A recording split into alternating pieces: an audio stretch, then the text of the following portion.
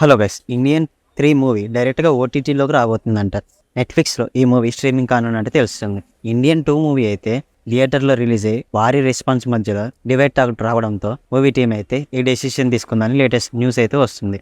శంకర్ అయితే చాలా రోజుల తర్వాత ఇండియన్ 2 మూవీని అయితే రూపొందించాడు. కానీ ఈ మూవీ అయితే అంచనాలు తగ్గట్టు బాక్స్ ఆఫీస్ దగ్గర కలెక్షన్స్ అయితే రావట్లేకపోయింది. అండ్ కమల్ హాసన్ అయితే ఒక ఇంటర్వ్యూలో మాట్లాడుతూ మీకు ఇండియన్ 2 కంటే ఇండియన్ 3 బాగా నచ్చుతుందని చెప్పాడు. అండ్ ఇప్పుడు ఇండియన్ 3 అయితే ఓటీటీ డైరెక్ట్ స్ట్రీమింగ్ చేయడానికి అయితే రెడీ చేస్తున్నారంట. అండ్ ఈ మూవీ ఎప్పుడు వస్తుందా ఏంటని ఇంకా డీటెయిల్స్ అయితే రాలే, కానీ మూవీ అయితే డైరెక్ట్గా ఓటీటీలోకి రానుందంట.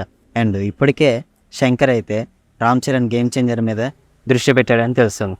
ఏ మూవీని లైట్ తీసుకున్నాడు అనిపిస్తుంది. అండ్ ఆ గేమ్ చేంజర్ కూడా 2024 డిసెంబర్ 20న లేకపోతే 25 క్రిస్మస్ సందర్భంగా రిలీజ్ చేస్తున్నట్టు చెప్పారు. అండ్ ఇప్పుడు ఇండియన్ 3 మూవీ అయితే డైరెక్ట్గా ఓటీటీలో వస్తున్నట్టు చెప్తున్నారు. అండ్ మీరు ఇండియన్ 2 మూవీ చూసారా? మీకు ఎలా అనిపించింది? కింద కామెంట్ చేయండి. నాకైతే మతికి బాగుంది, కానీ శంకర్ రేంజ్ సినిమా కాదనిపించింది. మీకు కూడా అలా అనిపించిందా?